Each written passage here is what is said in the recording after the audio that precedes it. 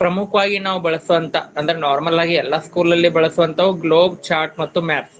ಇವುಗಳು ಪ್ರಮುಖವಾಗಿರುವಂತವು. ಇವುಗಳು ಹೊರತುಪಡಿಸಿ ಇನ್ನೂ ಸಾಕಷ್ಟು ಬರ್ತಾವ. ಆಕ್ಚುಲಿ ಅವು ಯಾವ್ಯಾವ ಏನೇನೆ ಅನ್ನುವಂಥದ್ದು ನಾಳೆ ಕ್ಲಾಸಲ್ಲಿ ನೋಡಿ. ಇಲ್ಲೇ ಭೂಮಿ ಅಂದ್ರ ಭೂಮಿಯ ಒಂದು ಮಾದರಿ ನಮಗ ನೋಡ್ಲಿಕ್ಕೆ ಸಿಗುವಂತದ್ದು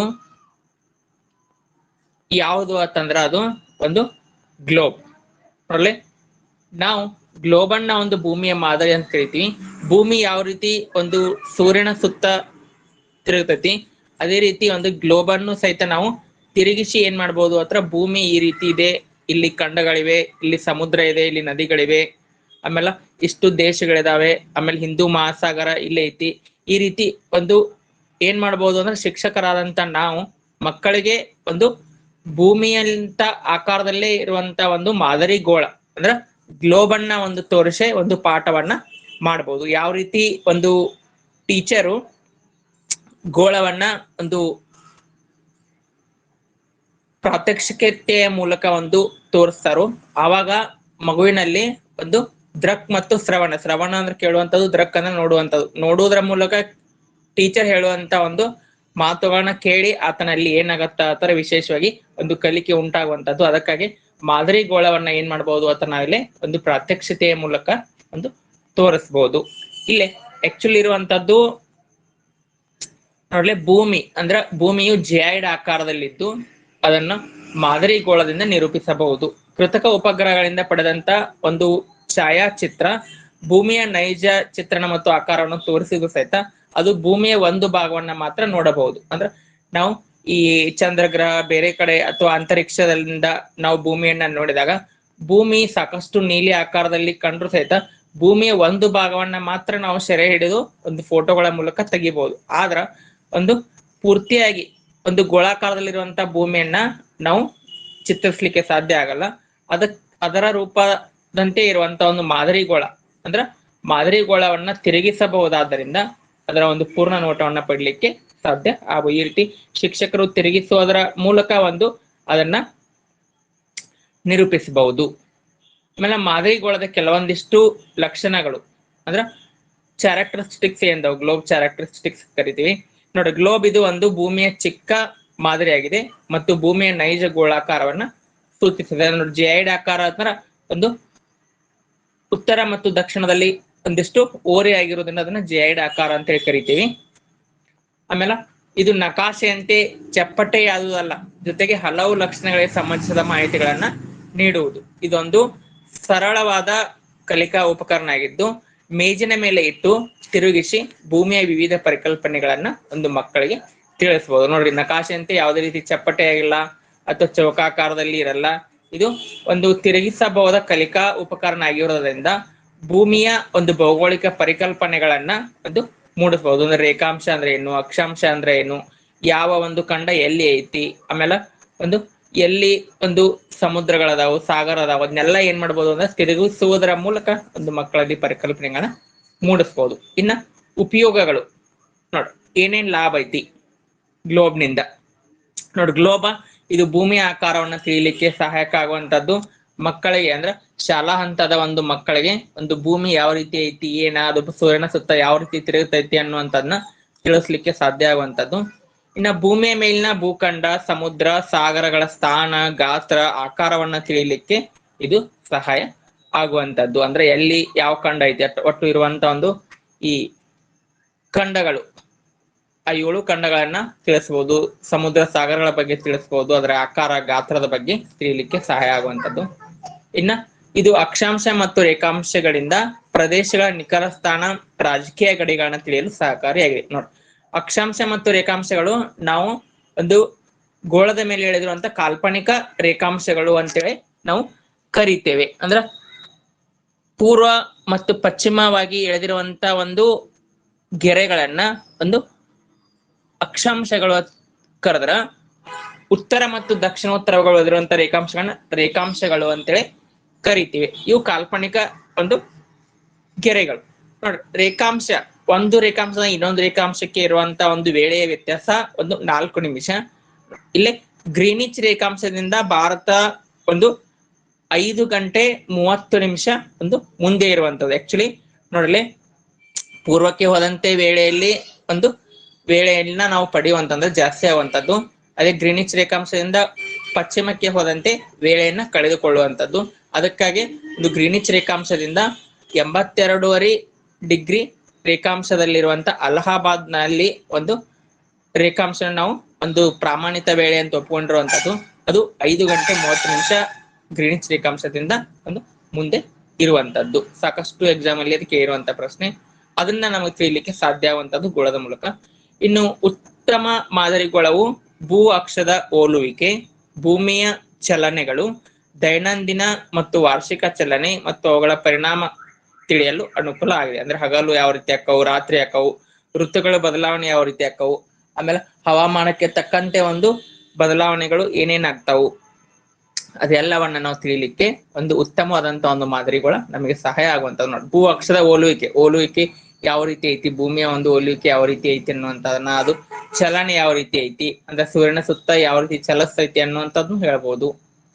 ಇನ್ನ ಗ್ಲೋಬ್ ನಿಂದ ಭೂಮಿ ಮೇಲಿನ ವಿವಿಧ ಭೌಗೋಳಿಕ ಸಾಮಾನ್ಯ ಮಾಹಿತಿಗಳನ್ನ ತಿಳಿಯಬಹುದು. ನೋಡಿ, ಗ್ಲೋಬ್ನ ಮೂಲಕ ನಾವು ಪರ್ವತಗಳನ್ನ, ಎಲ್ಲೆಲ್ಲಿ ಪರ್ವತ ಅದಾವು, ಪ್ರಸ್ಥಭೂಮಿ, ಮೈದಾನ, ದ್ವೀಪ, ನದಿ, ಹುಲ್ಲುಗಾವಲು ಮತ್ತು ಅರಣ್ಯ ಇತ್ಯಾದಿಗಳನ್ನ ಏನ್ ಮಾಡಬಹುದು ಅಥವಾ ಗ್ಲೋಬ್ ಮೂಲಕ ನಾವು ತಿಳಿಯಬಹುದು.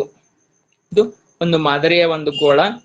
ಈ ಒಂದು ಗೋಳದಲ್ಲಿ ನಾವು ಎಲ್ಲಾ ಖಂಡಗಳನ್ನ, ಸಾಗರ, ಸಮುದ್ರ, ನೋಡಿ ಇಲ್ಲಿ ಮಧ್ಯದಲ್ಲಿ ನಮ್ಗೆ ಕಾಣುವಂಥದ್ದು ಒಂದು ಭಾರತ, ಆಮೇಲೆ ಇಂಡಿಯನ್ ಓಷಿಯನ್, ಆಸ್ಟ್ರೇಲಿಯಾ, ಈ ಎಲ್ಲಾ ಒಂದು ಪ್ರಮುಖ ಅಂತ ಒಂದು ರಾಷ್ಟ್ರಗಳನ್ನ, ಖಂಡಗಳನ್ನ, ಸಾಗರ, ಸಮುದ್ರ, ಪ್ರಸ್ಥಭೂಮಿ, ಅರಣ್ಯ ಎಲ್ಲಾ ಮಾಹಿತಿಯನ್ನು ನಾವು ಒಂದು ಗ್ಲೋಬ್ ಮೂಲಕ ಪಡಿಬಹುದು. ಇಷ್ಟು ಗ್ಲೋಬದ್ ಎಲ್ಲ ಮುಗಿದ ನಂತರ ನಾವು ಮುಂದೆ ಹೋಗುವಂತದ್ದು ನಕಾಶೆಗಳು ಅಂತಂದ್ರೆ ಮ್ಯಾಪ್ಸ್ ಅಂತ ಕರಿತೀವಿ ಇಂಗ್ಲಿಷ್ ನಲ್ಲಿ.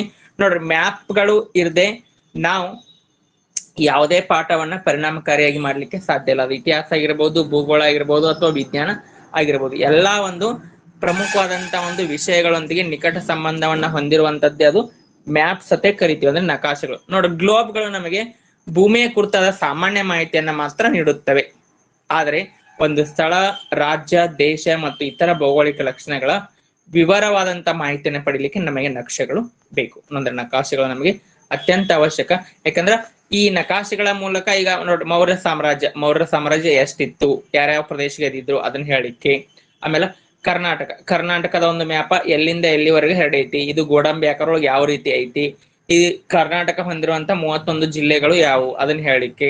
ಆಮೇಲೆ ಭೌಗೋಳಿಕ ಲಕ್ಷಣ ಯಾವ್ದಾವು, ಆಮೇಲೆ ಮಣ್ಣಿನ ಹಂಚಿಕೆ ಯಾವ ರೀತಿ ಆಗೈತಿ, ಆಮೇಲೆ ಈ ಕೈಗಾರಿಕೆಗಳು ಎಲ್ಲೆಲ್ಲಿದಾವು, ಸಕ್ಕರೆ ಕೈಗಾರಿಕೆ ಆಗಿರ್ಬೋದು, ಕಬ್ಬಿಣ ಮತ್ತು ಉಕ್ಕಿನ ಕೈಗಾರಿಕೆ ಇರ್ಬೋದು, ಸಿಮೆಂಟ್ ಕೈಗಾರಿಕೆ ಆಗಿರ್ಬೋದು, ಅದ್ರ ಭಾರತದಲ್ಲಿ ಮತ್ತು ಕರ್ನಾಟಕದಲ್ಲಿ ಎಲ್ಲೆಲ್ಲಿದಾವ ಅಂತ ತಿಳಿಸ್ಬೋದು. ಭೌಗೋಳಿಕ ಲಕ್ಷಣ, ರಾಜ್ಯ, ದೇಶ, ಈ ರೀತಿ ಒಂದು ಸ್ಥಳಕ್ಕೆ ಸಂಬಂಧಿಸಿದಂತ ಒಂದು ಪ್ರಮುಖವಾದಂತ ವಿವರವಾದಂತ ಮಾಹಿತಿಯನ್ನ ನಾವು ಪಡಿಲಿಕ್ಕೆ ನಕ್ಷೆಗಳು ನಮಗೆ ಅತ್ಯಂತ ಅವಶ್ಯಕ.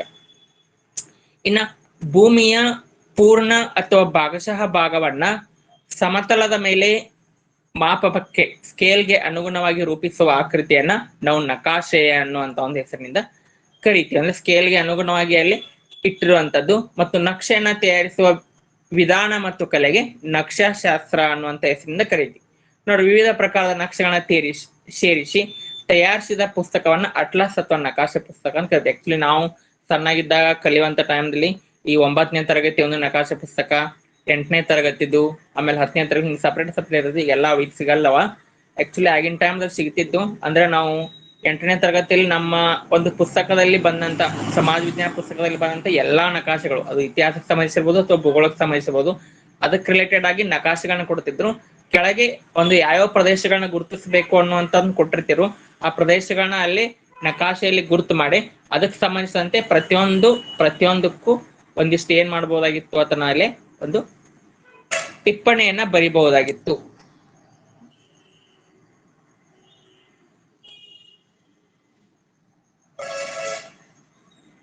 ಇನ್ನ ಈ ನಕಾಶದ ವಿಧಗಳು ನೋಡಿ, ನಕಾಶೆಗಳ ವಿಧಗಳು ಅಂತ ಕರಿತೀವಿ. ನಕಾಶದ ವಿಧಗಳಲ್ಲಿ ಏನು ಅಂತರ ವಿಶೇಷವಾಗಿ 2 ಪ್ರಕಾರ ಕಾಣ್ತೀವಿ. ಮಾಪಕ ಆಧಾರಿತ ನಕಾಶೆಗಳು, ಆಮೇಲೆ ಇನ್ನೊಂದು ಯಾವುದು ಅಂತಂದ್ರ ಒಂದು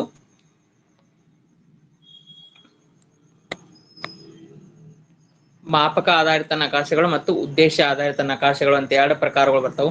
ನೋಡ್ರಿ, ಮಾಪಕ ಆಧಾರಿತ ನಕಾಶೆಗಳಲ್ಲಿ ಎರಡು, ಒಂದು ದೊಡ್ಡ ಪ್ರಮಾಣದ ನಕಾಶೆಗಳು ಮತ್ತು ಚಿಕ್ಕ ಪ್ರಮಾಣದ ನಕಾಶೆಗಳು ಅಂತ ತಿಳ್ಕೊಂಡಿರ್ತೀವಿ. ನೋಡಿ, ದೊಡ್ಡ ಪ್ರಮಾಣದ ನಕಾಶೆಗಳು ಇವು ಚಿಕ್ಕ ಪ್ರದೇಶಗಳನ್ನ ಪ್ರತಿನಿಧಿಸುತ್ತವೆ.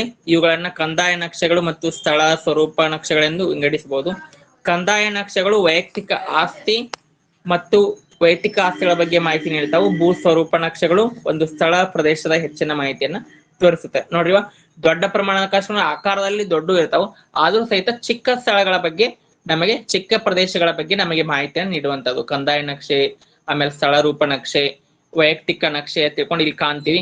ಆಕ್ಚುಲಿ ಈ ನಕ್ಷೆಗಳನ್ನ ಎಲ್ಲಿ ಯೂಸ್ ಮಾಡ್ತಾರೋ ಅಂದ್ರ ಈ ಕಂದಾಯ ಇಲಾಖೆ, CTS ಆಫೀಸ್ ಅಂತ ಏನೋ ಕರಿತೀವಿ ಅಂತ ಒಂದು ಆಫೀಸ್ಗಳಲ್ಲಿ ಇಂಥ ನಕ್ಷೆಗಳನ್ನ ಕಾಣುವ. ಆಕ್ಚುಲಿ ಈ ನಮ್ಮ ಒಂದು ಊರಿಗೆ ಸಂಬಂಧಿಸಿದಂತ ಒಂದು ನಕ್ಷೆ, ನಮ್ಮ ದೇಶಕ್ಕೆ, ನಮ್ಮ ಒಂದು ಖಂಡ, ಏಷ್ಯಾ ಖಂಡಕ್ಕೆ ಸಂಬಂಧಿಸಿದ ನಕ್ಷೆ ಇಲ್ಲಿ ಒಂದು ದೊಡ್ಡ ಪ್ರಮಾಣದ ನಕ್ಷೆ ಅಂತ ಕರಿತೀವಿ.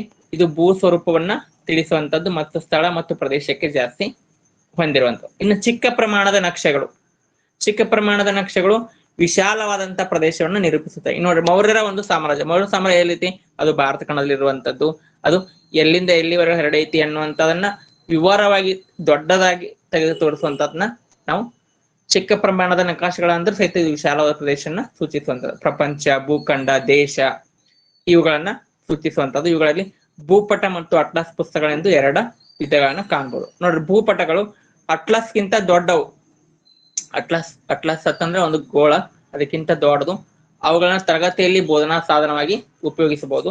ಇವು ರಾಜಕೀಯ ವಿಭಾಗಗಳು, ಮೇಲ್ಮೈ ಲಕ್ಷಣಗಳು ಮುಂತಾದ ಪ್ರಮುಖ ಲಕ್ಷಣ ತೋರಿಸುವಂತದ್ದು.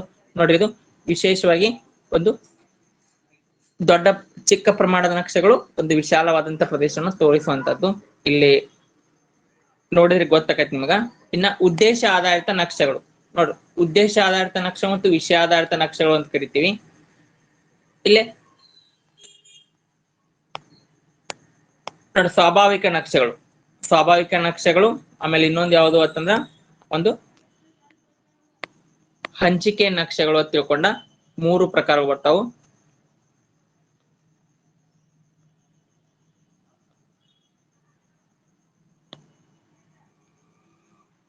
ನೋಡಿ, ಸ್ವಾಭಾವಿಕ ನಕ್ಷೆಗಳು ಇವು ನೈಸರ್ಗಿಕವಾದಂತಹ ವಿಷಯಗಳಿಗೆ ಸಂಬಂಧಿಸಿದ್ದು. ಭೂ ಮೇಲ್ಮೈ ಮೇಲೆ ಪರ್ವತ, ಪ್ರಸ್ಥಭೂಮಿ, ಬಯಲು ಪ್ರದೇಶ ಇಂಥವುಗಳಿಗೆಲ್ಲ ಸಂಬಂಧಿಸಿರುವಂತದ್ದು. ಆಮೇಲೆ ರಾಜಕೀಯ ನಕ್ಷೆಗಳು ಇವು ರಾಜ್ಯ, ದೇಶ, ಖಂಡ ಮತ್ತು ಅವುಗಳ ಸ್ಥಾನ ವಿಸ್ತೀರ್ಣವನ್ನು ತೋರಿಸುವಂತವು. ಆಮೇಲೆ ನೋಡ್ರಿ, ನೋಡ್ಬೋದು ಇಲ್ಲಿ ಆಕ್ಚುಲಿ ಇದು ಸ್ವಾಭಾವಿಕವಾದಂತ ಒಂದು ನಕ್ಷೆ. ರಾಜಕೀಯ ನಕ್ಷೆ ಅಥವಾ ಅಲ್ಲಿ ಬರಲ್ಲ. ಆಕ್ಚುಲಿ ರಾಜ್ಯ, ದೇಶ, ಖಂಡ ಸೂಚಿಸುವಂತದ್ದು. ಇದು ಎದ್ರ ಬಗ್ಗೆ ಐತೆ? ಸಾಯಿಲ್ ಟೈಪ್ಸ್, ಇಂಡಿಯನ್ ಸಾಯಿಲ್ ಎಲ್ಲೆಲ್ಲಿ ಯಾವ್ಯಾವ ಕಲರ್ದ ಐತಿ ನೋಡ್ರಿ, ರೆಡ್, ಬ್ಲ್ಯಾಕ್, ಲ್ಯಾಟ್ರೈಟ್, ಆಮೇಲೆ ಒಂದು ಡೆಸರ್ಟ್, ಅಲ್ಕೈನ, ಈ ಎಲ್ಲಾ ಒಂದು ಪ್ರಕಾರವಾದಂತ ಒಂದು ಮಣ್ಣು ಯಾವ್ಯಾವ ಪ್ರದೇಶದಲ್ಲಿ ಯಾವ್ಯಾವ ಮಣ್ಣು ಸಿಗತೈತಿ ಅನ್ನುವಂಥದ್ದನ್ನ ತೋರಿಸಿರೋದ್ರಿಂದ ಇದು ಒಂದು ಸ್ವಾಭಾವಿಕ ನಕ್ಷೆ. ಆಮೇಲೆ ರಾಜಕೀಯ ನಕ್ಷೆ ಯಾತರ ವಿಶೇಷವಾಗಿ ಮೌರ್ಯನ್ ಎಂಪೈರ್ದು, ವಿಜಯನಗರ ಎಂಪೈರ್ದು, ಬಹಮನಿ ಸುಲ್ತಾನ್ರ ಎಂಪೈರು, ಈ ರೀತಿ ಮೈಸೂರು ಅರಸರ ಒಂದು ಈ ರೀತಿ ನಕ್ಷೆಯನ್ನ ನಾವು ಒಂದು ರಾಜಕೀಯ ನಕ್ಷೆ ಅಂತ ಕರಿತೀವಿ. ಇದು ದೇಶ, ಖಂಡ, ಸ್ಥಾನ ವಿಸ್ತೀರ್ಣ ಬಗ್ಗೆ ಸೂಚಿಸುವಂತದ್ದು. ನೋಡ್ರಿಲೆ ಹಂಚಿಕೆ ನಕ್ಷೆಗಳು. ನೋಡಿ, ಹಂಚಿಕೆ ನಕ್ಷೆಗಳು ಹತ್ರ ಒಂದು ಸ್ವಾಭಾವಿಕ ಸಸ್ಯವರ್ಗ, ಬೆಳೆಗಳು, ಖನಿಜ, ಕೈಗಾರಿಕೆ, ರೈಲು ಮಾರ್ಗ ಎಲ್ಲಿಂದ ಎಲ್ಲಿವರೆಗೂ ಐತಿ, ಜಲ ಮಾರ್ಗ ಇತ್ಯಾದಿಗಳನ್ನ ತಿಳಿಲಿಕ್ಕೆ ಈ ಹಂಚಿಕೆ ನಕ್ಷೆಗಳನ್ನ ವಿಶೇಷವಾಗಿ ನಾವು ಬಳಸ್ತೀವಿ. ಇದು ವಾಯುಗೋಳದ ಉಷ್ಣಾಂಶ, ಮಳೆ, ಜನಸಂಖ್ಯೆ. ನೋಡಿ, ಜನಸಂಖ್ಯೆ ಅಂತಂದ್ರೆ ಇದ್ರ ಬಗ್ಗೆ ಇರುವಂತ ಒಂದು ನಕಾಶೆ. ಬಿಹಾರ ಉತ್ತರ ಪ್ರದೇಶ ಅತಿ ಹೆಚ್ಚು ಜನಸಂಖ್ಯೆ, ಆಮೇಲೆ ಒಂದು ಸಿಕ್ಕಿಂ ಅತಿ ಕಡಿಮೆ ಜನಸಂಖ್ಯೆ, ಈ ರೀತಿ ನಾವು ತೋರಿಸ್ಲಿಕ್ಕೆ ಅದನ್ನ ಬಳಸಬಹುದು. ಇನ್ನು ನಕ್ಷೆಯ ಮೂಲಾಂಶಗಳು ನೋಡಿ, ಸಿದ್ಧವಾದಂತ ಒಂದು ಉತ್ತಮ ನಕ್ಷೆ ಏನೆಲ್ಲ ಒಳಗೊಂಡಿರ್ಬೇಕು? ಮೊದಲನೇದಾಗಿ ಶೀರ್ಷಿಕೆ. ನೋಡಿ, ಪ್ರತಿಯೊಂದು ನಕ್ಷೆಗೂ ಅವಶ್ಯಕವಾಗಿ ಶೀರ್ಷಿಕೆಯನ್ನು ಹೊಂದಿರಬೇಕು. ಆ ಶೀರ್ಷಿಕೆ ಇರದೆ ಹೋದ್ರ ಅದು ಯಾರ ನಕ್ಷೆ ಐತಿ, ಏನೈತಿ, ಅದು ಯಾವ ಒಂದು ಡೈನೆಸ್ಟಿ ಅಂದ್ರೆ ವಂಶಕ್ಕೆ ಸಂಬಂಧಿಸಿದಂತ ನಕ್ಷೆ ಐತಿ ಅನ್ನುವಂಥದ್ದು ನಮ್ಗೆ ಗೊತ್ತಾಗಲ್ಲ. ಅದು ಭಾರತದ ಐತಿಯೋ ಕರ್ನಾಟಕದ, ಅದಕ್ಕೊಂದು ಶೀರ್ಷಿಕೆ ಇರಬೇಕು, ಅವಶ್ಯಕವಾಗಿ ಹೊಂದಿರಬೇಕು. ಅದು ನಮಗೆ ಒಳ ಈಶ್ವರನ್ನು ತಿಳಿಲಿಕ್ಕೆ ಅವಶ್ಯಕವಾಗುವಂತದ್ದು. ವಿಶೇಷವಾಗಿ ಭಾರತದ, ಉದಾಹರಣೆಗೆ ಭಾರತದ ಭೌಗೋಳಿಕ ಲಕ್ಷಣಗಳು, ಭಾರತದ ಆಡಳಿತ ವಿಭಾಗಗಳು, ಕರ್ನಾಟಕದ ಕಂದಾಯ ವಿಭಾಗಗಳು ಅಂದ್ರೆ ಬೆಳಗಾವಿ, ಆಮೇಲೆ ಮೈಸೂರು, ಬೆಂಗಳೂರು, ಗುಲ್ಬರ್ಗ, ಈ ರೀತಿ ಸಪರೇಟ್ ಆಗಿ ಆ ಒಂದು ಕರ್ನಾಟಕದಲ್ಲಿ ವಿಭಾಗ ಮಾಡಿ ತೋರಿಸುವಂತದಕ್ಕ ಒಂದು ಅವಶ್ಯಕವಾಗಿರುವಂತದ್ದು ತಲೆ ಬರಹ. ಇನ್ನು ಮಾಪನ. ನೋಡ್ರಿ, ಮಾಪಕವು ಭೂಮಿಯ ಮೇಲೆ 2 ಸ್ಥಳಗಳ ಅಂತರವನ್ನ ತಿಳಿಯಲಿಕ್ಕೆ ನಮಗೆ ಸಹಾಯ ಆಗುವಂತದ್ದು. ಇದು ಭೂಮಿಯ ವಾಸ್ತವ ದೂರಕ್ಕೂ ಮತ್ತು ನಕಾಶೆ ಮೇಲಿನ ದೂರಕ್ಕೂ ಇರುವ ಪರಿಣಾಮವೇ ಮಾಪಕ. ನಕಾಶೆ ಮೇಲಿನ 2 ಸ್ಥಳಗಳು ತುಂಬಾ ಹತ್ತಿರದಲ್ಲವೇ ಎನ್ನಿಸಲು ಭೂಮಿ ಮೇಲೆ ಅವು ತುಂಬಾ ದೂರದಲ್ಲಿರುತ್ತವೆ. ಅದಕ್ಕಾಗಿ ಮಾಪಕ ತುಂಬಾ ಅವಶ್ಯಕ. ನೆಕ್ಸ್ಟ್ ಅಕ್ಷಾಂಶ ಮತ್ತು ರೇಖಾಂಶ. ಇವು ಕಾಲ್ಪನಿಕ ರೇಖೆಗಳು ಆಗ ಹೇಳಿದ ನಿಮಗೆ ಆಕ್ಚುಲಿ ಒಂದು ಪಶ್ಚಿಮ ಮತ್ತು ಪೂರ್ವಕ್ಕೆ ಎಳೆದಿರುವಂತ ಒಂದು ರೇಖಾಂಶಗಳನ್ನ ಅಕ್ಷಾಂಶಗಳು ಅದರ ಉತ್ತರ ದಕ್ಷಿಣೋತ್ತರಗಳಿರುವಂತವುಗಳನ್ನ ರೇಖಾಂಶಗಳು ಅಂತೇಳಿ ಕರಿತೀವಿ. ಇವು ನಕಾಶದ ಮೇಲೆ ಸ್ಥಳವೊಂದರ ಮೇಲಿನ ದೂರ ಮತ್ತು ದಿಕ್ಕನ್ನು ಗುರುತಿಸ್ಲಿಕ್ಕೆ ಸಹಾಯ ಆಗುವಂತವು. ಆಕ್ಚುಲಿ ರೇಖಾಂಶಗಳ ಆಧಾರದ ಮೇಲೆ ನಾವ್ ಏನ್ ಮಾಡ್ತೀವಿ ಅಂದ್ರೆ ವೇಳೆಯನ್ನ ಒಂದು ಗುರುತಿಸುವಂತದ್ದು. ಒಂದು ರೇಖಾಂಶಕ್ಕೆ 4 ನಿಮಿಷ ಅಂತ ಅನ್ಕೊಂತೀವಿ ನಾವಿಲ್ಲಿ. ನೆಕ್ಸ್ಟ್ ದಿಕ್ಕನ್ನ ಸೂಚಿಸ್ಲಿಕ್ಕೆ ವಿಶೇಷವಾಗಿ ಉತ್ತರ ಅಥವಾ ಎನ್ ಅನ್ನುವಂತ ಒಂದು ಬಾಣದ ಚಿಹ್ನೆಯನ್ನು ನಾವು ಬಳಸಿರ್ತೀವಿ. ಈಗ ನೀವು ಯಾವ್ದಾದ್ರು ಒಂದು ಇಲ್ಲಿ ನೋಡ್ರಿ ಉತ್ತರ ಇಲ್ಲಿ ಬರ್ದಿರುವಂತದ್ದು. ಇದು ಉತ್ತರ ಅನ್ನುವಂತ ಒಂದು ದಿಕ್ ನಮಗ್ ಗೊತ್ತಾಯ್ತು ಅಂದ್ರೆ ಉಳಿದಂತ ಒಂದು 3 ದಿಕ್ಕನ್ನು ತಿಳಿಬಹುದು, ತಿಳಿಲಿಕ್ಕೆ ನಮಗ ಸಹಾಯ ಆಗುವಂತ. ಅದಕ್ಕಾಗಿ ಒಂದು ದಿಕ್ಕು ಅನ್ನುವಂಥದ್ದು ಯಾವಾಗಲೂ ಎನ್ ನಾರ್ತ್ ಅನ್ನ ಸೂಚಿಸುವಂತದ್ದು. ಉತ್ತರ ದಿಕ್ಕನ್ನ ಸೂಚಿಸಿದ ನಂತರ ಉಳಿದಂತ ದಿಕ್ಕನ್ನು ತಿಳಿಲಿಕ್ಕೆ ಅವಶ್ಯ ಆಗುವಂತದ್ದು. ಇನ್ನು ಸೂಚಿ ನಕ್ಷೆಯನ್ನ ಸೂಚಿಸಲು ಗುರುತಿಸುವುದಕ್ಕಾಗಿ ಬಳಕೆ ಮಾಡುವಂತ ಯಾವುದೇ ಸೂಚಿಗೆ ನಕ್ಷಾ ಸೂಚಿ ಅಂತ ಕರಿತೀವಿ. ಇದು ನಕಾಶದ ಮೂಲಾಂಶವಾಗಿದ್ದು ನಕಾಶೆಯಲ್ಲಿ ತೋರಿಸಿರುವ ಎಲ್ಲಾ ಲಕ್ಷಣಗಳನ್ನು ಸೂಚಿಸುತ್ತದೆ. ಸೂಚಿಯಲ್ಲಿ ವಿವಿಧ ಬಣ್ಣಗಳು, ಭೌಗೋಳಿಕ ಚಿಹ್ನೆಗಳನ್ನ ನಾವು ಬಳಸ್ತೀವಿ. ನೀಲಿ ಬಣ್ಣ ಜಲರಾಶಿಗಳನ್ನ, ಹಸಿರು ಬಣ್ಣ ಮೈದಾನಗಳನ್ನ ಸೂಚಿಸುವಂತದ್ದು. ಇಲ್ಲಿ ನೀವು ಚಿತ್ರ ನೋಡಬಹುದು. ಇದು ರಾಜಕೀಯ ಒಂದು ನಕ್ಷೆ, ರಾಜಕೀಯ ನಕ್ಷೆ ನೋಡ್ರಿ. ಈ ಒಂದು ಚಿತ್ರದಲ್ಲಿ ನಕಾಶೆಯಲ್ಲಿ ನಾವು ಏನೆಲ್ಲ ಗುರುತಿಸ್ಕೋಬಹುದು ಅಂತಂದ್ರ ನೋಡ್ರಿ, ಇಲ್ಲೇ ಜಿಲ್ಲಾ ಗಡಿ ರೇಖೆಗಳನ್ನ ಯಾವ ಒಂದು ಚಿಹ್ನೆ ಮೂಲಕ ಗುರುತಿಸ್ತೀವಿ. ನದಿ ಇದ್ದಲ್ಲಿ ಯಾವ ರೀತಿ ಅಂತ ಗಡಿ ರೇಖೆ ಬರ್ತೈತಿ. ರಾಷ್ಟ್ರ ರಾಜಧಾನಿಯನ್ನ ಯಾವ ರೀತಿ ಗುರುತಿಸಬಹುದು ನಕಾಶೆಯಲ್ಲಿ. ಆಮೇಲೆ ಅಂತಾರಾಷ್ಟ್ರೀಯ ಗಡಿ ರೇಖೆ, ದೊಡ್ಡ ನಗರ ಯಾವ ರೀತಿ ಗುರುತಿಸಬಹುದು ಅನ್ನುವಂಥದ್ದು ಏನ್ ಮಾಡ್ಯಾರ ಅಂತಂದ್ರೆ ಇಲ್ಲಿ ನಮಗ ತೋರಿಸ್ಕೊಟ್ಟ. ಇನ್ನು ನಕಾಶೆಗಳ ಒಂದು ಉಪಯೋಗಗಳು ಏನೇನೈತಿ. ನಕಾಶೆ ಉಪಯೋಗ ನೋಡ್ರಿ ಹಲವು ರೀತಿಯಲ್ಲಿ ನಮಗೆ ನೆರವಾಗ್ತಾವು. ನಕಾಶೆಗಳು ನಮಗೆ ನಗರ, ಜಿಲ್ಲೆ, ರಾಜ್ಯ, ದೇಶ, ಖಂಡ ಮುಂತಾದವುಗಳ ಸ್ಥಳ ನಿರ್ದೇಶನ ತಿಳಿಯಲು ಸಹಾಯ ಆಗಿರುವಂತವು. ಭೌತಿಕ ಲಕ್ಷಣಗಳಾದ ಪರ್ವತ, ಪ್ರಸ್ಥಭೂಮಿ, ಮರುಭೂಮಿ, ತೀರ ಪ್ರದೇಶ, ದ್ವೀಪಗಳನ್ನ ಸೂಚಿಸ್ಲಿಕ್ಕೆ ಸಹಾಯ ಆಗುವಂತದ್ದು. ಇನ್ನು ಸಾರಿಗೆ ಸಂಪರ್ಕಕ್ಕೆ ರೈಲು, ರಸ್ತೆ, ವಾಯು ಮಾರ್ಗಗಳನ್ನ ಅರಿಲಿಕ್ಕೆ ಸಹಾಯ ಆಗುವಂತದ್ದು. ಇನ್ನು ಬೆಳೆಗಳು, ಖನಿಜಗಳು, ಕೈಗಾರಿಕೆಗಳು ಇತ್ಯಾದಿಗಳ ಹಂಚಿಕೆಯನ್ನ ತಿಳಿಯಲಿಕ್ಕೆ ಸಹಾಯ ಆಗುವಂತದ್ದು. ಎಲ್ಲಿ ಯಾವ ಪ್ರದೇಶದಲ್ಲಿ ಯಾವ ಬೆಳೆಯನ್ನ ಬೆಳೀತಾರೋ, ಖನಿಜ ಸಂಪನ್ಮೂಲಗಳು ಯಾವ್ಯಾವ ರಾಜ್ಯಗಳಲ್ಲಿ ಯಾವ ಸಿಗ್ತಾವು, ಕೈಗಾರಿಕೆಗಳ ಹಂಚಿಕೆ ಎಲ್ಲೆಲ್ಲಿ ಐತಿ, ಸಿಮೆಂಟ್ ಕೈಗಾರಿಕೆ, ಕಬ್ಬಿನ ಮತ್ತು ಉಕ್ಕಿನ ಕೈಗಾರಿಕೆ ಆಗಿರ್ಬೋದು, ಆಮೇಲೆ ಒಂದು ಸೆಣಬಿನ ಒಂದು ಕೈಗಾರಿಕೆ, ಹತ್ತಿ ಬಟ್ಟೆ ಕೈಗಾರಿಕೆ, ಈ ರೀತಿ. ಇನ್ನು ಯುದ್ಧ ಹಾಗೂ ರಕ್ಷಣೆ ಸಂದರ್ಭದಲ್ಲಿ ಸೈನಿಕರಿಗೆ ಬಹಳ ಉಪಯೋಗಕಾರಿ ಆಗಿರುವಂತ ನಕಾಶೆ. ಇನ್ನ ಪ್ರವಾಸಿಗರಿಗೆ ಮಾರ್ಗದರ್ಶನ ನೀಡುವು, ಅವರು ಹೋಗುವಂತ ಒಂದು ಪ್ರವಾಸಕ್ಕೆ ಮಾರ್ಗದರ್ಶನ ನೀಡಲಿಕ್ಕೆ ಒಂದು ನಕಾಶೆಗಳು ಸಹಾಯ ಮಾಡ್ತಾವು. ಅದ್ರ ಅವರು ತಲುಪಬೇಕಾದಂತ ಒಂದು ಇನ್ನೊಂದು ಕ್ಷೇತ್ರ ಅದು ಎಷ್ಟು ದೂರ ಐತಿ ಎಷ್ಟಿಲ್ಲ ಅನ್ನೋ ಗೊತ್ತಾಗ್ಬೇಕಾದ್ರೆ ನಕಾಶೆ ಬೇಕು ನೋಡಿ. ಇದು ಒಂದು ಬೋಧನಾ ಅಥವಾ ಕಲಿಕಾ ಸಾಧನವಾಗಿ ಬಳಸಬಹುದು. ನಕಾಶೆಗಳನ್ನ ಹೆಚ್ಚಾಗಿ ಯೂಸ್ ಮಾಡೋದೇ ನಾವು ತರಗತಿಗಳಲ್ಲಿ ಮಕ್ಕಳಿಗೆ ಒಂದು ಕಾನ್ಸೆಪ್ಟ್ ಕ್ಲಿಯರ್ ಮಾಡ್ಲಿಕ್ಕೆ ಹೆಚ್ಚಾಗಿ ನಾವು ನಕಾಶೆಗಳನ್ನ ಬಳಸ್ತೀವಿ. ಮತ್ತು ಇವುಗಳನ್ನ ಒಂದು ಸ್ಥಳದಿಂದ ಇನ್ನೊಂದು ಸ್ಥಳಕ್ಕೆ ಒಯ್ಲಿಕ್ಕೆ ಸಹಿತ ಸುಲಭ ಆಗಿರುವಂತದ್ದು. ಇನ್ನ ಭೌಗೋಳಿಕ ಸಂಕೇತಗಳನ್ನ ನಾವು ಯಾವ ರೀತಿ ಬಳಸ್ತೀವಿ ನೋಡು. ಒಂದೇ ಪ್ರಪಂಚದಾದ್ಯಂತ ಇವು ಒಂದೇ ರೀತಿ ಆಗಿರುವಂತದ್ದು. ಮತ್ತು ಇವುಗಳು ಬಣ್ಣಗಳನ್ನ ನಕಾಶೆ ನೋಡಿದಾಗ ವಿವಿಧ ಬಣ್ಣಗಳನ್ನ ಕಾಣ್ತೀವಿ. ಯಾವ ಬಣ್ಣ ಎದಕ್ ಸಂಬಂಧಿಸಿ ಐತಿ ಅನ್ನುವಂಥದ್ದು ಸಹಿತ ಗೊತ್ತಾಕತಿ ನೋಡ್ರಿ. ಆಕ್ಚುಲಿ ಚರ್ಚ್ ಅಂತ ಇದ್ದಲ್ಲಿ ಒಂದು ನಕಾಶೆಯಲ್ಲಿ ಅದನ್ನ ಯಾವ ರೀತಿ ಗುರುತಿಸ್ತೀವಿ, ದೇವಾಲಯ ಇದ್ದಲ್ಲಿ ಯಾವ ರೀತಿ ಗುರುತಿಸ್ತೀವಿ, ಈದ್ಗಾ ಮೈದಾನ, ಮಸೀದಿ, ಗೋರಿ, ರುದ್ರ ಭೂಮಿ ಇದ್ರೆ ಯಾವ ರೀತಿ ಗುರುತಿಸ್ತೀವಿ, ಸೂಚಿಪರ್ಣ ಕಾಡುಗಳು, ಖರ್ಜೂರ ಗಿಡ, ಹುಲ್ಲು, ಕಳ್ಳಿ ಗಿಡ, ಬಿದಿರು, ಬಾಳೆ ಗಿಡ ನೋಡ್ರಿ. ಬಾವಿ ಒಳಕಟ್ಟಡ ಇದ್ರ ಒಂಥರ, ಒಳಕಟ್ಟಡ ಇಲ್ಲದೆ ಇದ್ರೆ ಕುಳ್ಳ ಇತ್ತು ಅಂದ್ರೆ ಅದನ್ನ ಒಂಥರ. ನೀರಿನ ಚಿಲುಮೆ, ನದಿ, ಸಾರ್ವಕಾಲಿಕ ಕೆರೆ ಮತ್ತು ಋತುಕಾಲಿಕ ಕೆರೆ ಅಂದ್ರೆ ಯಾವಾಗ್ಲೂ ನೀರು ಇರ್ತಿದ್ದು ಸಾರ್ವಕಾಲಿಕ ಕೆರೆ. ಯಾವಾಗಲೇ ಮಳೆಗಾಲದಲ್ಲಿ ಮಾತ್ರ ಒಂದು ನೀರ್ ಬಂದಲ್ಲಿ ಶೇಖರಣೆ ಹಾಕಿತ್ತು ಅಂದ್ರೆ ಅದು ಋತುಕಾಲಿಕ ಕೆರೆ. ಇನ್ನು ಸುಧಾರಿತ ರಸ್ತೆ, ಕಚ್ಚಾ ರಸ್ತೆ, ಬ್ರಾಡ್ಗೇಜ್ ರೈಲ್ ಮಾರ್ಗ, ಇತರೆ ಸಣ್ಣ ರೈಲ್ ಮಾರ್ಗ, ಯುದ್ಧ ಭೂಮಿ, ಕೋಟೆ ಇವೆಲ್ಲವುಗಳನ್ನ ಯಾವ ರೀತಿ ನಾವು ಗುರುತಿಸ್ತೀವಿ ಅವು ಭೌಗೋಳಿಕ ಸಂಕೇತಗಳು ಅಂತ ಕರಿತೀವಿ. ಇನ್ನು ನೀಲಿ ಇತ್ತು ಅಂದ್ರೆ ಜಲಮಾರ್ಗ, ಮೈದಾನ ಇದ್ರ ಹಸಿರು, ಮೈದಾನಕ್ಕಿಂತ ಎತ್ತರ ಇತ್ತು ಅಥವಾ ಅದು ಒಂದು ಹಳದಿ. ಈ ರೀತಿ ಬೇರೆ ಬೇರೆ ಆದಂತ ಒಂದು ಬಣ್ಣಗಳನ್ನ ನಾವಲ್ಲಿ ಬಳಸಿ ನೋಡ್ಬೋದು. ಜಲಮಾರ್ಗಗಳನ್ನ ಒಂದು ಹೇಳಲಿಕ್ಕೆ ನೀಲಿ ಬಣ್ಣ, ಮಹಾಸಾಗರ, ಸಮುದ್ರ, ಸರೋವರದಂತೆ. ಹಸಿರು ಇದ್ರ ಮೈದಾನ ಮತ್ತು ತಗ್ಗು ಪ್ರದೇಶಗಳನ್ನು ಸೂಚಿಸುವಂತದ್ದು. ಹಳದಿ ಎತ್ತರವಾದಂತ ಭಾಗಗಳು ಅಥವಾ ಭಾಗಗಳನ್ನ ಸೂಚಿಸುವಂತದ್ದು, ಮೈದಾನಕ್ಕಿಂತ ಎತ್ತರ ಇರುವಂತದ್ದು. ಕಂದು ಬಣ್ಣ ಅದು ಬೆಟ್ಟ ಮತ್ತು ಪರ್ವತಗಳಿಂದ ಕಡಿಮೆ ಎತ್ತರದನ್ನ ಸೂಚಿಸುವಂತದ್ದು. ಅದೇ ರೀತಿ ನೆಕ್ಸ್ಟ್ ಕಡು ಕಂದು ಬಣ್ಣ ಅತಿ ಎತ್ತರವಾದ ಪರ್ವತಗಳನ್ನ ನಿರೂಪಿಸುವಂತದ್ದು. ಇನ್ನು ಬಿಳುಪು ಮತ್ತು ನೇರಳೆ ಬಣ್ಣ ಹಿಮದಿಂದ ಆವೃತವಾದಂತ ಪ್ರದೇಶಗಳನ್ನ ಸೂಚಿಸುವಂತದ್ದು. ಈ ರೀತಿ ಸಾಕಷ್ಟು ಬಣ್ಣಗಳನ್ನ ನಾವು ನಕಾಶೆಯಲ್ಲಿ ಕಾಣ್ತೀವಿ. ಇವು ರಾಜಕೀಯ ನಕಾಶೆಯಲ್ಲಿ ಜಿಲ್ಲೆ ರಾಜ್ಯಗಳನ್ನು ಕೂಡಲಿ ಗುರುತಿಸಲಿಕ್ಕೆ ವಿವಿಧ ಬಣ್ಣಗಳನ್ನ ಚಿತ್ರಿಸಲಾಗುತ್ತೆ. ಇನ್ನು ಗೆರೆಗಳು ನೋಡ್ರಿ, ಗೆರೆಗಳು ಏನು ಸೂಚಿಸ್ತಾವ ಅಂದ್ರೆ ರಸ್ತೆ, ರೈಲು, ವಾಯು ಮಾರ್ಗಗಳನ್ನ ಸೂಚಿಸಲಿಕ್ಕೆ ಒಂದು ಬಳಸುವಂತದ್ದು. ನೋಡ್ರಿ, ಗೆರೆಗಳನ್ನ ವಿವಿಧ ಬಣ್ಣಗಳನ್ನ ಎಳೆಯಲಾಗುತ್ತೆ. ಕಪ್ಪು ಬಣ್ಣವನ್ನ ಗಡಿ ರೇಖೆಗಳಿಗೆ, ಕೆಂಪು ಬಣ್ಣವನ್ನ ರಸ್ತೆಗಳಿಗೆ ತೋರಿಸಲಿಕ್ಕೆ ಉಪಯೋಗಿಸ್ತೀವಿ. ಇಷ್ಟು ಇದು ಕಂಟೆಂಟು ಗ್ಲೋಬ್ ಮತ್ತು ನಕಾಶೆಗಳ ಬಗ್ಗೆ. ನಕಾಶೆಗಳಲ್ಲಿರುವಂತಹ ಪ್ರಕಾರಗಳು ಯಾವುವು, ಪ್ರಮುಖವಾದಂತ ಕೆಲವೊಂದಿಷ್ಟು ಬಣ್ಣಗಳನ್ನ ಒಂದು ಯಾವ ರೀತಿ ನಾವು ಬಳಸ್ತೀವಿ ಅನ್ನುವಂಥದ್ದನ್ನು ಹೇಳಿದೀವಿ. ಇಲ್ಲಿ ಕೆಲವೊಂದಿಷ್ಟು ಪ್ರೀವಿಯಸ್ ಇಯರ್ ಕ್ವಶನ್ಸ್ ನೋಡ್ರಿ ಯಾವ ರೀತಿ ಬರ್ಬೋದು, ಎಕ್ಸಾಮ್ ಅಲ್ಲಿ ಬಂದಿದ್ದು ಮತ್ತು ಬರಬಹುದು. ಇತಿಹಾಸ ಶಿಕ್ಷಕರು ವಿದ್ಯಾರ್ಥಿಗಳಲ್ಲಿ ಕಾಲಪ್ರಜ್ಞೆಯನ್ನ ಮೂಡಿಸಲು ಯಾವ ಬೋಧನೋಪಕರಣವನ್ನು ಬಳಸಬೇಕು? ಕಪ್ಪು ಹಲಗೆ, ಚಿತ್ರಪಟ, ವಿಸ್ತರಣಾ ಪಟ ಮತ್ತು ಕಾಲರೇಖೆ ಅಂತ ಕೊಟ್ಟಿದ್ದಾರೆ. ಇದಕ್ಕೆ ಸರಿಯಾದಂತ ಉತ್ತರ ಕಾಲರೇಖೆ. ಕಾಲರೇಖೆ ಅನ್ನುವಂಥದ್ದು ವಿದ್ಯಾರ್ಥಿಗಳಲ್ಲಿ ಕಾಲಪ್ರಜ್ಞೆಯನ್ನ ಬೆಳೆಸಲಿಕ್ಕೆ ಒಂದು ಬಳಸುವಂಥದ್ದು. ಈ ಗಾಂಧೀಜಿ 1915ರಿಂದ 1947ರವರೆಗೆ ಯಾವೆಲ್ಲ ಒಂದು ಬ್ರಿಟಿಷರ ವಿರುದ್ಧ ಹೋರಾಟವನ್ನು ಮಾಡಿದ್ರು ಅನ್ನುವಂಥ ಇಸ್ವಿಯನ್ನ ಒಳಗೊಂಡಂತೆ ನಾವು ಹೇಳಿದೀವಿ ಅಂತಂದ್ರೆ ಅದನ್ನ ಕಾಲರೇಖೆ ಅಂತೇಳಿ ಕರಿತೀವಿ. ಇನ್ನು ವಿದ್ಯಾರ್ಥಿಗಳಲ್ಲಿ ನಕ್ಷೆ ಬಿಡಿಸುವ ಕೌಶಲ್ಯ ಮೂಡಿಸುವ ಮುನ್ನ ಯಾವ ಸಾಮರ್ಥ್ಯದಲ್ಲಿ ಬೆಳೆದಿರಬೇಕು ಅಂತ ಕೇಳಿದರು. ಭೌಗೋಳಿಕ ಗಡಿಗಳು, ಮನಸ್ಸಿನಲ್ಲಿ ನಕ್ಷೆಯನ್ನ ಸಾಕಾರಗೊಳಿಸುವುದು, ರಾಜಕೀಯ ಪ್ರಭಾವ, ಐತಿಹಾಸಿಕ ಪ್ರಾಮುಖ್ಯತೆ ಅಧ್ಯಯನ. ಇದಕ್ಕೆ ಸರಿಯಾದಂತ ಉತ್ತರ ಭೌಗೋಳಿಕ ಗಡಿಗಳು.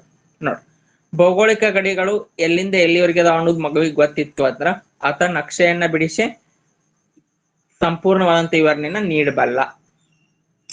ನೆಕ್ಸ್ಟ್ 3ನೇ ಕ್ವಶನ್, ಕೆಳಗಿನ ಯಾವ ಆಧಾರವು ಇತಿಹಾಸ ವಿಷಯವನ್ನ ಪರಿಣಾಮಕಾರಿಯಾಗಿ ಬೋಧಿಸಲು ಪ್ರಾಥಮಿಕ ಆಧಾರ ಆಗಿದೆ? ನೋಡಿ, ಯಾವುದು ಇತಿಹಾಸನ ಬೋಧಿಸಲಿಕ್ಕೆ ಒಂದು ಪ್ರಾಥಮಿಕ ಆಧಾರ ಯಾವುದು? ಪ್ರಾಥಮಿಕ ಆಧಾರ ಕೇಳಿದಾಗಲೇ ಆಕ್ಚುಲಿ ಸ್ಮಾರಕಗಳು, ದಿನಪತ್ರಿಕೆ, ಪುಸ್ತಕಗಳು ಮತ್ತು ಸಂದರ್ಶಕರ ದಾಖಲೆಗಳು. ಪ್ರಾಥಮಿಕ ಆಧಾರ ಅಥವಾ ಇಲ್ಲೇ ಸಿಕ್ಕಿರ್ಬೇಕು ಮತ್ತು ಅದು ಈಗಲೂ ಸಹಿತ ನಮಗೆ ನೋಡ್ಲಿಕ್ಕೆ ಸಿಗ್ತಿರ್ಬೇಕು, ಅದನ್ನ ಪ್ರಾಥಮಿಕ ಆಧಾರ ಅಂತ ಕರಿತೀವಿ.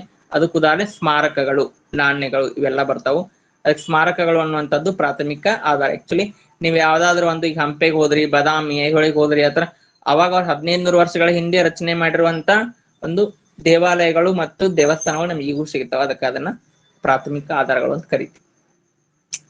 ನೆಕ್ಸ್ಟ್ 4ನೇದು, ಭೂಗೋಳಶಾಸ್ತ್ರ ಬೋಧನೆಗೆ ಒಂದು ಪ್ರತ್ಯೇಕ ಭೂಗೋಳ ಪ್ರಯೋಗಾಲಯ ಅವಶ್ಯಕತೆ ಇದೆ, ಏಕೆಂದರೆ ನೋಡಿ ಆಪ್ಷನ್ ಭೂಗೋಳಶಾಸ್ತ್ರದ ಕಲಿಕೆಯನ್ನ ಹೆಚ್ಚು ನೈಜಗೊಳಿಸಲು, ವಿಷಯದ ಪ್ರಾಮುಖ್ಯತೆಯನ್ನ ಒತ್ತಿ ಹೇಳಲು, ಭೂಗೋಳ ವಿಷಯ ಪ್ರಪಂಚದ ಬೇರೆ ಬೇರೆ ಪ್ರಾದೇಶಿಕ ವಿಷಯಗಳಿಗೆ ಸಂಬಂಧಿಸಿರುವುದರಿಂದ, ಬೋಧನಾ ಸಾಮಗ್ರಿಗಳು ಬೋಧನೆಗೆ ಶೀಘ್ರವಾಗಿ ಸಿಗುವಂತಿರಲು. ಇದಕ್ಕೆಲ್ಲ ಆನ್ಸರು ಅದು ಭೂಗೋಳಶಾಸ್ತ್ರ ಕಲಿಕೆಯನ್ನು ನೈಜಗೊಳಿಸಲು. ಅಂದ್ರೆ ಮಗುವಿಗೆ ನೀವು ಎಷ್ಟೇ ಪರಿಣಾಮಕಾರಿ ಭೂಗೋಳವನ್ನು ಹೇಳಿದ್ರು ಸಹಿತ ಗೊತ್ತಾಗಲ್ಲ. ಅದಕ್ಕಾಗಿ ಅದಕ್ಕೆ ರಿಲೇಟೆಡ್ ಆಗಿ ಒಂದು ಪ್ರಯೋಗಶಾಲೆ ಅಥವಾ ಒಂದು ಸಪರೇಟ್ ರೂಮ್ ಇತ್ತು ಅಥವಾ ಭೂಗೋಳಶಾಸ್ತ್ರ ಬೋಧನೆಗೆ ತುಂಬಾ ಅವಶ್ಯಕ. ನೀವು ಅಲ್ಲೇ ಮ್ಯಾಪ್ ಬಳಸಬಹುದು, ಚಾರ್ಟ್ ಗಳನ್ನ ಬಳಸಬಹುದು, ಭೂಗೋಳದಲ್ಲಿ ಗೋಳವನ್ನ ಬಳಸಬಹುದು, ಆಮೇಲೆ ಸ್ಲೈಡ್ ಗಳನ್ನ ತೋರಿಸಬಹುದು, ಆಮೇಲೆ ಎಪ್ಡೋಸ್ಕೋಪಿ ಬಳಸಬಹುದು, ಓವರ್ ಹೆಡ್ ಪ್ರೊಜೆಕ್ಟರ್ ಅನ್ನ ಬಳಸಬಹುದು. ನೆಕ್ಸ್ಟ್ ಕ್ವಶನ್, ಅನುಬೋಧನೆಯ ಮುಖ್ಯ ಉದ್ದೇಶ. ನೋಡ್ರಿ, ಅನುಬೋಧನೆ ಅಂದ್ರೆ ಮೈಕ್ರೋ ಟೀಚಿಂಗ್ ಅಂತ ಕರಿತೀವಿ ಇಂಗ್ಲಿಷ್ ಅಲ್ಲಿ. ಅದನ್ನ ಎದಕ್ ತಂದಿದ್ರು ಅಂತಂದ್ರ ವಿದ್ಯಾರ್ಥಿಗಳ ವರ್ತನೆಯನ್ನ ಪರೀಕ್ಷಿಸಲು ರಾಂಗು, ವಿದ್ಯಾರ್ಥಿಗಳ ಸಾಮರ್ಥ್ಯವನ್ನು ಪರೀಕ್ಷಿಸಲು ಇದು ರಾಂಗು, ಬೋಧನೆಯಲ್ಲಿರುವ ಕ್ಲಿಷ್ಟತೆಯನ್ನ ನಿವಾರಿಸಲು. ನೋಡಿ, ಇದಕ್ಕೆ ಸರಿಯಾದಂತ ಉತ್ತರ ಮೈಕ್ರೋ ಟೀಚಿಂಗ್ ಅಂದ್ರ ಅನುಬೋಧನೆಯ ಮುಖ್ಯ ಉದ್ದೇಶ ಬೋಧನೆಯಲ್ಲಿರುವ ಕ್ಲಿಷ್ಟತೆಯನ್ನ ನಿವಾರಿಸಲು. ಯಾಕೆ ಇದಾಗತ್ತೆ ಆತರ ನೋಡಿ, ಇನ್ನ ಜಸ್ಟ್ BEd ಮಾಡ್ತಿರ್ತಾರೋ, BA ಅಂದ್ರ ಸ್ನಾತಕ ಪದವಿಯನ್ನ ಮುಗಿಸಿ ಹೋಗಿರುವಂತ ಮಕ್ಕಳಿಗೆ ಟೀಚಿಂಗ್ ಹೆಂಗ್ ಮಾಡ್ಬೇಕು ಅನ್ನೋದು ಗೊತ್ತಿರಲ್ಲ. ಅದಕ್ಕಾಗಿ ಒಂದು ಅನುಬೋಧನೆ ಮೈಕ್ರೋ ಟೀಚಿಂಗ್ ಅನ್ನುವಂತ ಒಂದು ಸ್ಕಿಲ್ ಅನ್ನ ಮಕ್ಕಳಲ್ಲಿ ಶಿಕ್ಷಕರು ಬೆಳೆಸ್ತಾರೋ. ಅವರಲ್ಲಿರುವಂತ ಬೋಧನೆ ಕ್ಲಿಷ್ಟತೆ ಭಯ ಪಡ್ತಿರ್ತಾರ, ಮಕ್ಕಳ ಮುಂದೆ ಹೆಂಗ್ ಹೇಳಬೇಕು ಏನ ಅನ್ಕೊ. ಅದಕ್ಕಾಗಿ ಬೋಧನೆಯಲ್ಲಿರುವಂತ ಕ್ಲಿಷ್ಟತೆಯನ್ನ ನಿವಾರಿಸಬೇಕು ಅಂತ ಈ ಒಂದು ಮೈಕ್ರೋ ಟೀಚಿಂಗ್ ನ ತಂದಿರುವಂತದ್ದು. ಒಂದು 5 ರಿಂದ 6 ವಿದ್ಯಾರ್ಥಿಗಳ ಒಂದು ಗುಂಪನ್ನ ಮಾಡಿ ಆ ಗುಂಪಿಗೆ ಅವರು ಪಾಠವನ್ನ ಪ್ರಾಕ್ಟೀಸ್ ಮಾಡಿ ಅದೆಲ್ಲ ಮುಗಿದ ನಂತರ ಮೈಕ್ರೋ ಟೀಚಿಂಗ್ ಆದ ನಂತರ ಬರುವಂತದ್ದೇ ಮ್ಯಾಕ್ರೋ ಟೀಚಿಂಗು. ಅಂದ್ರೆ ತರಗತಿಯಲ್ಲಿ ಹೋಗಿ ಮಕ್ಕಳ ಮುಂದೆ ಪಾಠವನ್ನ ಮಾಡುವಂಥದ್ದು. ಇದು ಮೈಕ್ರೋ ಟೀಚಿಂಗ್ ಯಶಸ್ವಿ ಆದ್ರೆ ಮಾತ್ರ ಅದು ಸಾಧ್ಯ. ಇನ್ ನೆಕ್ಸ್ಟ್, ವಿದ್ಯಾರ್ಥಿಗಳಲ್ಲಿ ಕಾಲ ಮತ್ತು ಸ್ಥಳದ ಬಗ್ಗೆ ಪ್ರಜ್ಞೆಯನ್ನ ವೃದ್ಧಿಸಲು ಇತಿಹಾಸವನ್ನ ಈ ವಿಷಯದೊಂದಿಗೆ ಸಹ ಸಂಬಂಧೀಕರಣಗೊಳಿಸಲಾಗಿದೆ. ನೋಡ್ರಿ, ಮಕ್ಕಳಲ್ಲಿ ಕಾಲನು ಹೇಳಬೇಕು, ಸ್ಥಳನು ಗೊತ್ತಾಗಬೇಕು. ಇದರ ಬಗ್ಗೆ ಪ್ರಜ್ಞೆ ಮೂಡಿಸ್ಬೇಕಾರ ಇತಿಹಾಸ ಜೊತೆ ನಮಗೆ ಭೂಗೋಳಶಾಸ್ತ್ರ ಅವಶ್ಯಕ ಬೇಕಾಗುವಂತ. ನೋಡಿ, ಅರ್ಥಶಾಸ್ತ್ರದಲ್ಲಿ ಕೇವಲ ಬೇಡಿಕೆ, ಪೂರೈಕೆ, ಹಂಚಿಕೆ ಇವನ್ನೆಲ್ಲ ಅಭ್ಯಾಸ ಮಾಡಿದ್ವಿ. ಸಮಾಜಶಾಸ್ತ್ರದಲ್ಲಿ ಸಮಾಜದ ಆಗು ಹೋಗೋಣ ತಿಳಿತೀವಿ. ರಾಜ್ಯಶಾಸ್ತ್ರದಲ್ಲಿ ರಾಜಕೀಯ ಪ್ರಜ್ಞೆಯನ್ನು ಬೆಳೆಸ್ತೀವಿ.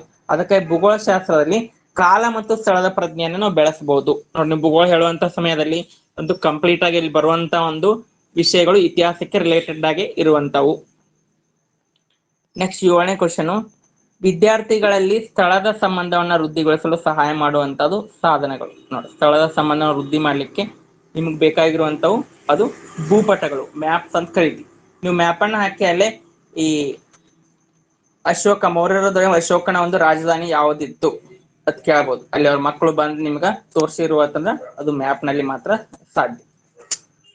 ನೆಕ್ಸ್ಟ್ 8ನೇ ಒಂದು ಪ್ರಶ್ನೆ, ಪ್ರಕ್ಷೇಪಿತ ಸಲಕರಣೆಗಳಿಗೆ ಉದಾಹರಣೆ ಯಾವುದು? ನೋಡಿ, ಪ್ರಕ್ಷೇಪಿತ ಸಲಕರಣೆಗಳಿಗೆ ಉದಾಹರಣೆ ಮಿಂಚುಪಟ್ಟಿ, ತೊಗಲುಗೊಂಬೆ, ಸ್ಲೈಡ್ಗಳು ಮತ್ತು ಪಟಗಳು.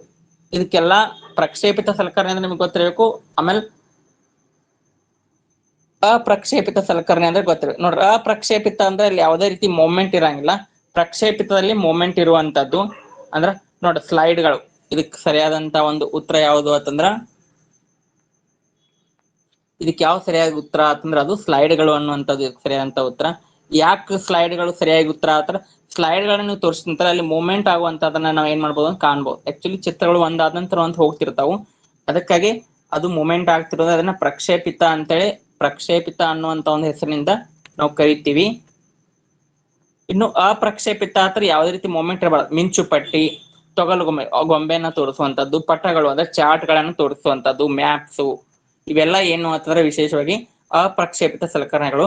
ಸ್ಲೈಡ್ಗಳು ಮಾತ್ರ ಒಂದು ಪ್ರಕ್ಷೇಪಿತ ಸಲಕರಣೆ ಅನ್ನುವಂತ ಹೆಸರಿಂದ ನಾವು ಕರಿತೀವಿ. ಇನ್ ನೆಕ್ಸ್ಟ್, ಕಾಲ, ಸ್ಥಳ ಮತ್ತು ಸಮಾಜದ ಪ್ರಜ್ಞೆಯನ್ನ ಮೂಡಿಸುವ ಒಂದು ವಿಷಯ ಯಾವುದು? ಕಾಲ, ಸ್ಥಳ ಮತ್ತು ಸಮಾಜ ಮೂರನ್ನ ಮೂಡಿಸಬೇಕಾಗಿರುವಂತದ್ದು ಅದು ಇತಿಹಾಸ ಅಂತೇಳಿ ಕರಿತೀವಿ. ಇನ್ನ ತರಗತಿಯಲ್ಲಿ ಶಿಕ್ಷಕರು ಗ್ಲೋಬ್ ಮತ್ತು ಅದರ ಜೊತೆ ಬೆಳಕಿನ ಲೈಟ್ ಅಂದ್ರೆ ಗ್ಲೋಬ್ ಒಳಗ ಲೈಟ್ ಹಾಕಿರುವಂತದನ್ನ ಒಂದು ಮಾಡೆಲ್ ಅನ್ನ ಶಿಕ್ಷಕರು ಯೂಸ್ ಮಾಡಕತ್ತಾರು. ಅದನ್ನ ಉಪಯೋಗಿಸಿ ಕೆಳಗಿನ ಯಾವೆಲ್ಲ ವಿಷಯಗಳನ್ನ ಮಕ್ಕಳಿಗೆ ಒಂದು ಪ್ರಾತ್ಯಕ್ಷಿತೆಯ ಮೂಲಕ ತೋರಿಸಬಹುದು ಅಂತ ಕೊಟ್ಟರು. ನೋಡಿ, ಭೂಮಿಯ ಚಲನೆ, ರಾತ್ರಿ ಮತ್ತು ಹಗಲು, ಕಾಲೋಚಿತ ಬದಲಾವಣೆ ಮತ್ತು ಮಳೆ ಹಂಚಿಕೆ, ಇಷ್ಟು ಆಪ್ಷನ್ ಅದಾವು.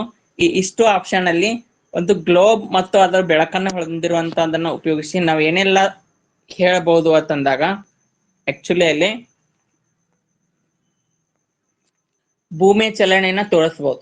ಆಕ್ಚುಲಿ ಗ್ಲೋಬ್ ಏನಂತಂದ್ರ ಒಂದು ರೌಂಡ್ ಶೇಪ್ ಇರೋದ್ರಿಂದ ಮತ್ತು ಅದು ಮೂವ್ಮೆಂಟ್ ಆಗ್ತಿರೋದ್ರ ಭೂಮಿ ಸೂರ್ಯನ ಸುತ್ತ ಯಾವ ರೀತಿ ತಿರುಗ್ತೈತಿ ಅನ್ನೋದು ತೋರಿಸಬಹುದು. ರಾತ್ರಿ ಹಗಲನ್ನ ತೋರಿಸಬಹುದು. ಆಕ್ಚುಲಿ ಲೈಟ್ ಉಪಯೋಗ ಇರುವುದರಿಂದ ಆ ಗ್ಲೋಬ್ ಅಲ್ಲಿ ಲೈಟ್ ಆನ್ ಮಾಡಿದೀವಿ ಹತ್ರ ಒಂದು ಮೇಲ್ಗಡೆ ಒಂದು ಬೆಳಕಾಗಿರುವಂತದ್ದು ಸೂರ್ಯನಿಂದ, ಕೆಳಗಡೆ ಇರುವಂತಲ್ಲಿ ಕತ್ತಲು ಬಿದ್ದಿರೋದ್ರಿಂದ ಅದು ರಾತ್ರಿ ಅನ್ನುವಂಥದ್ದು ತೋರಿಸಬಹುದು.